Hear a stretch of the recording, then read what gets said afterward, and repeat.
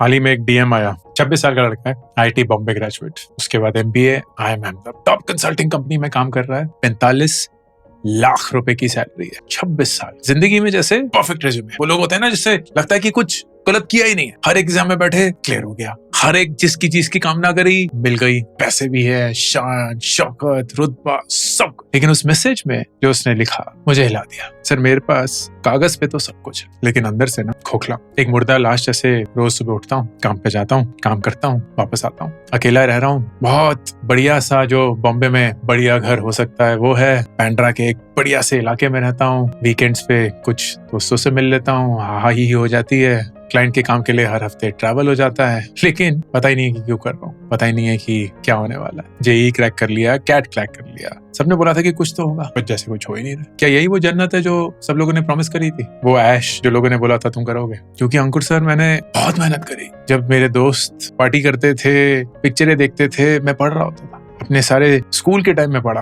College के time में पढ़ता रहा, कोई गर्लफ्रेंड नहीं बनाई, दोस्त भी कम रखे, पार्टियां नहीं करी, कहीं फालतू पैसा नहीं खर्च करा। पिछले 7 सालों से जैसे हर दिन सिर्फ झुलसता ही आ रहा हूँ। अब वो सब कुछ मिल चुका है जिसके लिए मैं काम कर रहा था, लेकिन ऐसा लगता है कि और कुछ किया ही नहीं जिंदगी में। कोई हॉबी नहीं बनाई, कोई गर्लफ्रेंड नहीं रखी, कोई दोस्त नहीं बना पाया, कोई स्किल नहीं सीखा, जिंदगी ही नहीं देखी। क्या करूं इस पैसे का समझ नहीं आता, किसके साथ खर्च करूं, माँ पापा पे उड़ा दूं, घर खरीद लूं, इन्वेस्टिंग कर लूं, ऑलमोस्ट फील्स यूजलेस। एंड ये डीएम पढ़ के ना मुझे सच बोलूं तो अपनी याद आ गई, क्योंकि मैं भी यही इंसान। हाँ, मेरा आईआईटी में नहीं हुआ, 2 बार कोशिश करी, नहीं हुआ, आईएम में भी नहीं हुआ, लेकिन मैं भी यही इंसान था जिसने बहुत साल मेहनत, किसी चीज की कामना करने के लिए, उसकी तरफ काम करने के लिए जितना भी परिश्रम लग सकता था सब किया। क्योंकि माँ बाप ने हमेशा ये बोला 12वीं के बाद अच्छे कॉलेज घुस जाओ, फिर जिंदगी में ऐश ही ऐश। ये वीडियो इस झूठ के बारे में, एक ऐसा झूठ जो हर एक माँ बाप किसी न किसी रूप में अपने बच्चों को देते हैं। 12वीं के बाद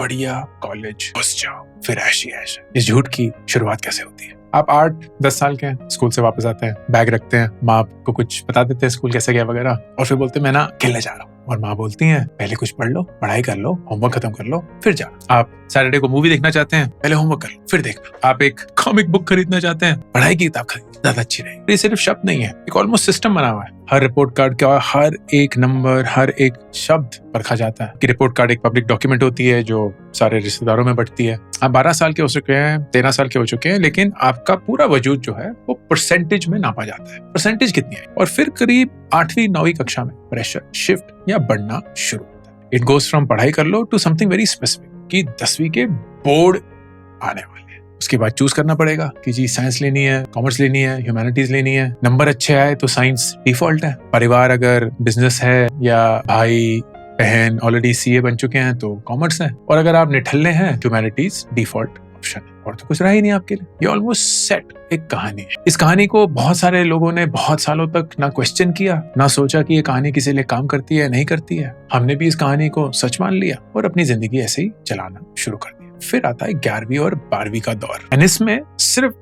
एक ही चीज हमें बोली जाती है कि आपको 12वीं के बाद एक बढ़िया कॉलेज घुसना है। अगर आप कॉमर्स में हैं तो एसआरसीसी है, अगर आप इंजीनियरिंग में हैं तो आईआईटी है, अगर आप मेडिकल में हैं तो नीट है, अगर आप ह्यूमैनिटीज में हैं तो जी एलएसआर है या अशोका यूनिवर्सिटी है या फलाना इधर है। अगर आप बहुत पैसे वाले हैं तो यूएस जाना है, वो भी कनाडा है या ऑस्ट्रेलिया है या यूएस है या यूरोप है। हर एक जगह आपके लिए, आपकी मर्जी हो या ना हो, आपके लिए तय कर दी जाती है। बार बार बोला जाता है बस सिर्फ 12वीं तक पढ़ना है, बस सिर्फ 12वीं तक पढ़ना है, फिर बढ़िया सा कॉलेज आ जाएगा और उसके बाद ऐश ही ऐश है। तो जब आप थके होते हैं आपके माँ बाप भी बोलते हैं, जब आप डिमोटिवेटेड होते हैं तो आपकी टीचर्स ये बोलती हैं, आपके दोस्त भी आपको ये बोलना शुरू कर देते हैं कि भाई बस 12वीं तक ही मेहनत करनी है, उसके बाद तो ऐश ही ऐश है। ऐना काम कर जाता है, क्योंकि 16-17 साल की उम्र में हमने जिंदगी क्या ही देखी है, हमें तो कोई तजुर्बा है नहीं। तो जो माँ बाप ने बोला, और वो हमसे ज्यादा एक्सपीरियंस्ड हैं, ज्यादा जानकार हैं, उन्हीं की बातें मान के हम आगे बढ़ जाते हैं। अब ये कोई नहीं बोलता है कि ये जो ऐश है ना, ये कभी आती नहीं है। बस जेईई क्लियर कर लो उसके बाद ऐश ही ऐश है, बस नीट क्लियर कर लो उसके बाद ऐश ही ऐश है, बस सीए क्लियर कर लो उसके बाद ऐश ही ऐश है, बस फिर उसके बाद ऐश ही ऐश है। एंड लेट्स से आप कर भी लेते हैं, मेहनत करते हैं, एंट्रेंस एग्जाम देते हैं, क्लियर भी कर लेते हैं, बढ़िया सा कॉलेज मिल गया, 6 महीने के अंदर स्क्रिप्ट बदल दी जाती, कॉलेज में मेहनत कर लो, बढ़िया सी नौकरी ले लो, उसके बाद ऐश ही ऐश है। वो गोल पोस्ट मूव ही करता रहता है, कभी रुकता ही नहीं है। बीटेक कर रहे हैं तो एमटेक कर लो, फिर ऐश ही ऐश है। कॉमर्स कर रहे हैं तो एमबीए कर लो, फिर ऐश ही ऐश है। बीए कर रहे हैं तो एमए कर लो, यूपीएससी क्लियर कर लो, ये कर लो, वो कर लो, फिर ऐश ही ऐश है। ये ऐश ना कभी नहीं आने वाला। ये पता नहीं कहाँ है, किसकी जिंदगी में है, हमें तो कभी नहीं दिखा। जिस साल हमें मिलना होता है उस साल हम पहुंच जाते हैं और पता चलता है वो 2 साल बाद आने वाला है। 2 साल बाद वहां पहुंच जाते हैं, पता चलता है अब 3 साल बाद आने वाला। और मेरी भी यही कहानी है, आपके साथ शेयर करूंगा। इसलिए नहीं क्योंकि मेरी कहानी है, इसलिए क्योंकि इस कहानी से शायद आप कुछ सीखेंगे, जानेंगे कि किसी पॉइंट पे बहुत क्लियर हो गया था कि यार ये ऐश तो नहीं होने वाला, अलग ही जिंदगी है and I have to do something about it. 7वीं 8वीं कक्षा में मैंने डिसाइड किया कि मुझे साइंटिस्ट बनना है। ये मेरी मर्जी थी, ना माँ बाप ने कभी थोपा, ना किसी ने कुछ बोला। यस, ये था कि जब कभी भी कुछ अलग करने का मन करता था, थोड़ा सा मन विचलित होता था, तो वापस मुझे लाइन पे लाने के लिए वही बोला। 12th के बाद तो मैं IIT क्लियर करना है, उसके बाद ऐश ही ऐश है। तो 9वीं कक्षा में मैंने IIT JEE की तैयारी शुरू करी। हमारी इतनी औकात नहीं थी कि क्लासरूम कोचिंग ले पाए, बहुत महंगा था। उस समय पे एक ब्रिलियंट ट्यूटोरियल्स करके कंपनी थी जो कि कॉरेस्पॉन्डेंस से कोचिंग देती थी। तो किताबें प्रिंट करते थे, वो किताबों से खुद सीखना होता था, एग्जाम देने होते थे, वो एग्जाम वापस उनको पोस्ट करने होते थे, वो उसको इवैल्यूएट करके वापस भेजते थे। ऐसा भी एक जमाना था। इतना बूढ़ा हूं मैं। तो वो किया 9th में, 10th में, 11वीं में, 12वीं में। स्कूल में मैं अच्छा था, टॉपर अव्वल नंबर नहीं था, 3rd 4th 5th रैंक थी 40 स्टूडेंट्स में से, तो ठीक ठाक। 12वीं के बाद IIT JEE का पहला अटेम्प्ट दिया। ऐसा लगा कि जिंदगी खत्म। अभी भी मुझे याद है, वो पहली बार था जिंदगी में जब मैंने अपने पापा को रोते हुए देखा, क्योंकि उनके अरमान, माँ के अरमान सब मेरे इस IIT क्लियर करने के साथ जुड़े हुए थे। क्योंकि उसके बाद तो ऐश ही ऐश। नंबर ऐसे थे कि दिल्ली यूनिवर्सिटी में दाखिला हो सकता था। उस समय पे CUET नहीं था, सिर्फ 12वीं के नंबर पे बेस्ट ऑफ 4 के बेसिस पे आपको दाखिला मिलता था। सबसे बढ़िया कॉलेज साइंस के लिए DU में सेंट स्टीफेंस था, वहां मेरा नहीं हुआ, 1 नंबर से रह। दूसरा कॉलेज था उस समय पे हिंदू, तो हिंदू में मैंने बैचलर ऑफ फिजिक्स एडमिशन लिया। IIT की चुल तो थी, क्योंकि उसके बाद ऐश ही ऐश है। तो अगले साल फर्स्ट ईयर ऑफ कॉलेज में फिर से अटेम्प्ट दिया, मेरा दूसरा अटेम्प्ट नहीं हुआ। मैंने उस बार पे बोला ठीक है, अब जी कॉलेज ही करना होगा एंड गेट देके MSc का अटेम्प्ट मारेंगे एट IIT। एमटेक तो नहीं कर सकता था क्योंकि बीटेक की डिग्री नहीं थी। MSc के प्रोग्राम होते थे, वो भी गेट से ही होते थे। तो 3 साल मेहनत करी, अच्छे नंबर लाए, गेट का एग्जाम दिया और IIT कानपुर का इंटरव्यू कॉल आ गया। मैं जाता हूँ IIT कानपुर इंटरव्यू देने के लिए। इंटरव्यू के रूम में घुसता हूँ और मेरे सामने है professor HC Verma. Professor HC Verma जो कि साइंस स्टूडेंट नहीं है, वो इंसान है जिन्होंने हमारी फिजिक्स की सारी किताबें लिखी थी। तो जिन किताबों को चाट के मैं IIT JEE का एग्जाम देने गया था, क्योंकि उसके बाद ऐश ही ऐश है, वो दिग्गज इंसान मेरे सामने बैठे हुए। उन्होंने मुझसे एक सवाल पूछा, वेव फॉर्म का था, मुझे अभी भी याद है। तो बोर्ड पे उन्होंने एक वेव फॉर्म बनाया, एक इक्वेशन लिखी, बोला इसको सॉल्व करो। मुझे ना सर, ना पैर, ना सूरज, ना चांद पता है उस सवाल का। मैंने उस सवाल को 30 सेकंड घूरा। ये एहसास हो गया कि मैं तो शुरू भी नहीं कर पाऊंगा, अगर करूंगा भी तो मजाक ही उड़ाऊंगा अपना। चौक वापस रखा, बोला कि I am sorry, I do not know how to do this. Interview room से बाहर निकल गया। IIT का अरमान खत्म हो चुका है। US जाना था PhD करने के लिए, औकात है नहीं, हैसियत है नहीं। ओनली तरीका इज 100% स्कॉलरशिप। लेकिन US की जो मास्टर्स की या PhD की डिग्री होती है, उसके लिए 4 साल का बैचलर्स प्रोग्राम चाहिए होता है। DU की बैचलर्स की डिग्री 3 साल की है। तो मैंने 1 साल MSc दिल्ली यूनिवर्सिटी में दाखिला लिया, फिजिक्स डिपार्टमेंट। 1 साल MSc करी, US यूनिवर्सिटीज में अप्लाई किया, क्योंकि बढ़िया कॉलेज हो गया। तो उसके बाद ऐश ही है, 7 यूनिवर्सिटीज में अप्लाई किया। मेरी टॉप की यूनिवर्सिटी थी प्रिंसटन यूनिवर्सिटी, जो कि मानी जाती है फिजिक्स के लिए सबसे बेस्ट है दुनिया में। नहीं हुआ, 6 के 6 में नहीं हुआ। एक यूनिवर्सिटी में हो गया, मिशिगन स्टेट यूनिवर्सिटी। बुरी बिल्कुल भी नहीं थी। US में एक्चुअली नंबर 2 रैंक थी मेरे प्रोग्राम के लिए, जो कि एस्ट्रोफिजिक्स है। सबसे बेस्ट चीज मुझे 100% स्कॉलरशिप। अब मुझे यकीन हो चुका है कि मेरी जिंदगी में अब ऐश ही ऐश है। पापा 55,000 रुपए का एक लोन लेते हैं, 1 way ticket from Delhi to East Lansing, जहां ये कॉलेज है। दिल्ली से एम्स्टरडेम, एम्स्टरडेम से डिट्रॉइट, डिट्रॉइट से ईस्ट लैंसिंग। मेरी जिंदगी का पहला फ्लाइट सीधे US का था। मैं वहां पहुंचता हूं और अकेला हूं। मुझे पता है कि इतने पैसे तो है नहीं कि जब चाहे वापस घर जा पाऊं, बल्कि इतने पैसे भी नहीं है कि जब चाहे फोन कर पाऊं। इतने ही पैसे कमाता था कि हफ्ते में 1 फोन कॉल कर सकता था 15 मिनट का, क्योंकि उस एक फोन कॉल में $10 लगते थे। मैं महीने के जो स्कॉलरशिप थी उससे $1500 कमाता था। टैक्स काट के $1350 मुझे मिलते थे। उस $1350 में $450 मेरे रेंट था, करीब $100 मेरे खाने का खर्चा था, करीब $50 ट्रांसपोर्ट, ये सब इंटरनेट वगैरह, और बाकी के पैसे मुझे पता था मुझे बचाने हैं। क्यों? क्योंकि मुझे 1 साल बाद वापस घर जाना है। मुझे घर की बहुत याद आती थी, बहुत याद आती। तो वो $10 पर हफ्ता ही मैं अफोर्ड कर सकता था। उस समय पे रुचि मेरी गर्लफ्रेंड थी, जो आज मेरी वाइफ है। तो ये भी होता था कि उस 15 मिनट को बांटना है, रुचि से थोड़ा, माँ पापा से थोड़ा। उसी समय पापा को अपनी नौकरी से निकाल दिया गया एंड वो थक चुके थे, बिकॉज जिंदगी भर उन्होंने किसी और के लिए नौकरी करी, बहुत मेहनत से करी। Is an extremely hard working,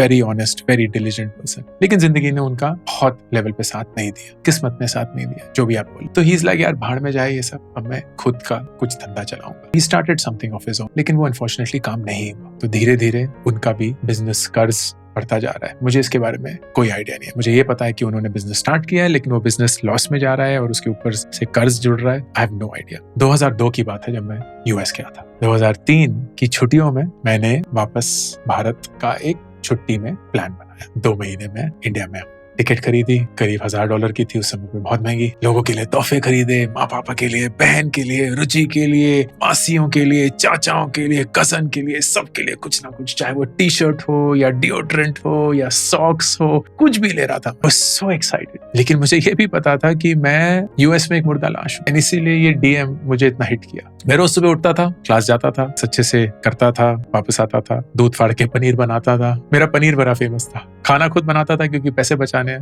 कपड़े खुद धोता था क्योंकि पैसे बचाने हैं। बाथटब होता है वहां, उसमें पानी भरता था, डिटर्जेंट डालता था, उसी में कपड़े धोता था, फिर निचोड़ता था। फिर एक ड्रायर होता है वहां, पब्लिक ड्रायर, उसी में $1 डाल के सारे कपड़े सुखाता। 2 साल ट्रैवल नहीं किया, कोई फोन नहीं रखा, कोई गाड़ी नहीं ली, कोई व्हीकल नहीं था, पब्लिक ट्रांसपोर्ट, सब कुछ, कहीं नहीं गया, बस सिर्फ ईस्ट लैंसिंग में रहा उस पूरे 2 साल। एक्सेप्ट फॉर वन ट्रिप जो मैंने अपने दोस्त जो वहां पढ़ रहा था स्कूल से, उसको विजिट करने के लिए किया था। दैट्स इट, 5 दिन का वो ट्रिप था। एंड आई जस्ट रियलाइज्ड कि ये मैं नहीं हूँ। मैं वो जिंदगी जी रहा हूँ जो मैंने अपने लिए बनाई थी, लेकिन मैं खुश नहीं हूँ। तो ऐसी जिंदगी का क्या फायदा? वो हर एक चीज जिसकी मैंने कल्पना करी थी, जिसके लिए मैंने काम किया था, जो मैं करना चाहता था, वो मैंने हासिल किया है। मुझे 100% स्कॉलरशिप मिल चुकी है, मैं क्लास के टॉपर हूँ, मैं एक पीएचडी कर रहा हूँ जो मैं करना चाहता था। मुझे पता है कि इसके चलते फिर मेरा नासा में हो जाएगा, मैं वो सारी चीजें कर पाऊंगा, लेकिन मैं खुश नहीं हूँ। मैं खुश नहीं हूँ। मुझे अभी भी याद है, मैंने अपने पापा को चिट्ठी लिखी थी और मैंने बोला था कि पापा, मुझे नहीं पता यार, ये यही जिंदगी होती है क्या? इसी को बोलते हैं जिंदगी, जहां आप अपने मन को मारकर, अपनी खुशियों को मारकर एक ऐसी चीज कर रहे हो जो आपको वो सब कुछ दे रही है जो समाज बोलता है सक्सेस है, लेकिन अंदर से आप खुश नहीं हो यार, आप खुश नहीं हो। मैं चाहता हूँ कि मैं वापस आऊँ, मैं चाहता हूँ कि मैं आपके पास रहूं, मैं चाहता हूँ कि मैं रुचि से शादी करूं, मैं चाहता हूँ कि मैं अपने देश में रहूं, मैं चाहता हूँ कि मैं हिंदी में बोलूं। यार दिन निकल जाते थे और मैं सिर्फ अंग्रेजी बोलता रहता था। वो मुझे इतनी इरिटेशन होती थी कि मैं हिंदी नहीं बोल पा रहा हूँ, तो मैं घर आके हिंदी के गाने सुनता रहता था ऑन लूप। तो 2 साल बाद मैंने फैसला, मुझे ये नहीं करना। चाहे इससे मैं पैसे कमाऊं, मुझे बहुत रुतबा मिले, मैं जिंदगी में वो सब कुछ कर पाऊं जो मैं करना चाहता हूं, मैं ये नहीं करना चाहता क्योंकि मैं खुश नहीं हूं। तो 2004 में 24 साल की उम्र में मैं सब कुछ छोड़ के वापस भारत आया। हर एक इंसान ने मुझे बताया कि ये मेरी जिंदगी की सबसे बड़ी भूल, और 2026 में मैं आपको ये लिख के दे सकता हूँ, ये मेरी जिंदगी का सबसे बेस्ट डिसीजन था। मैं आपको ये नहीं बता रहा हूँ कि अपने कॉलेज से ड्रॉप आउट कर लीजिए, या अगर आप यूएस में हैं तो वापस आ जाइए, या अगर आप खुश नहीं हैं तो छोड़ दीजिए ना। मैं आपसे ये बोल रहा हूँ कि ये जो ऐश की परिभाषा है ना, जो हमें बेची जाती है, जो हमें बोला जाता है, हम कभी भी रुक के अपने आप से ये नहीं पूछते कि क्या ये मेरा ऐश है, क्या ये मेरी खुशी है, क्या ये मेरी जीत है, क्या मैंने ये डिसाइड किया है कि मेरे को अपनी जिंदगी ऐसी जीनी है, या मुझ पे ये थोपा गया है। क्योंकि जिंदगी बीत जाएगी उस इंसान जैसे जिसने आईआईटी भी क्लियर कर लिया, आईएम भी क्लियर कर लिया, कंसल्टिंग में है, 45 लाख रुपए कमा रहा है, ओनली टू रियलाइज कि मैं अपनी जिंदगी जी नहीं रहा था। मैं अपने माँ बाप की जिंदगी जी रहा था, मैं अपने बड़े भैया की जिंदगी जी रहा था, मैं अपनी बड़ी बहन की जिंदगी जी रहा था, मैं समाज की जिंदगी जी रहा था, मैंने खुद की जिंदगी तो कभी जी नहीं। तो जब मैं ये कहानियां देखता हूँ ना कि वो आईआईटी छोड़कर, आईएम छोड़कर, यूपीएससी छोड़कर एक गायक बन चुके हैं, या बनना चाहते हैं, या बनने की कोशिश कर रहे हैं, मैं ये नहीं बोलता हूँ कि यार ये इंसान तो जीत के ही रहेगा, क्योंकि मुझे नहीं पता, उन्हें भी नहीं पता, लेकिन मैं ये दावे के साथ लिख के दे सकता हूँ कि वो इंसान जिस दिन मर रहा होगा ना, कभी भी ये नहीं बोलेगा कि काश खुद की सुनी होती। That is what I wish for every, कि जिस दिन आप जाने वाले हैं ना, आप एक खूबसूरत से घर में हो जो आपने बनाया है अपनी मेहनत से, अपने प्यार से। आपके आसपास वो सारे लोग हो जिनसे आप प्यार करते हैं, आपके बच्चे, आपकी पति पत्नी, पोते पोती, आपके मुंह से सिर्फ एक ही शब्द निकले, जिंदगी बड़ी अच्छी चीज है। मैंने जिंदगी बड़ी अच्छी जी। और वो तभी होगा जब आपने जिंदगी अपने लिए जी। कोई आपकी चिता पे ये नहीं बोलेगा कि भाई क्या रॉकस्टार है, पहले दिन आईफोन 17 प्रो मैक्स खरीद ना। कोई भी आपके दौलत पे तालियां नहीं बजा रहा होगा। हर एक इंसान आपको देख के ही बोलेगा कि यार इस इंसान ने ना एक मिसाल बना दी, जिंदगी कैसे जीनी है वो दिखा गया, जो मन चाहा वो किया, हारा भी ना तो खुशी खुशी उस हार से कुछ सीख कर फिर से कुछ किया। ये है हम तो बस उस ऐश की तलाश में फंसे गए यार। कॉलेज के बाद वो ऐश मिलनी थी और कभी मिली नहीं, और किसी पॉइंट पे फिर ढूंढना ही बंद कर दिया, अपने कानों को ही बंद कर दिया, अपने दिल से जो आवाज निकलती थी उसको दबा दिया। वो चिट्ठी जो मैंने पापा को लिखी थी ना, वो मैं आप सब लोगों के साथ शेयर करूंगा, क्योंकि वो चिट्ठी शायद आपको किसी लेवल पे ये बताएगी कि जिंदगी का जब आप सामना करते हैं तो सच अक्सर कड़वा, लेकिन उस सच को स्वीकार करना अक्सर बहुत जरूरी होता है। एंड आई एम ग्लैड मैंने किया। 24 साल की उम्र में वेट नहीं, इसीलिए 45 साल की उम्र में आज खुश हूँ। बहुत लोग पूछते हैं मुझसे, Ankur what would you change about your life, any regret? मैं मतलब एक भी नहीं, एक भी नहीं। मैं जिंदगी में बहुत हार, अनगिनत बार हार, लेकिन आज जिंदगी में जहां हूं ना, उन्हीं हारों की वजह से, क्योंकि मुझे ये पता है कि मैंने जिंदगी में कभी अपने आप से झूठ नहीं, कभी अपने आप को आईने के सामने खड़े होकर ये नहीं बोला कि अंकुर नहीं यार तू खुश है, जब मैं खुश नहीं था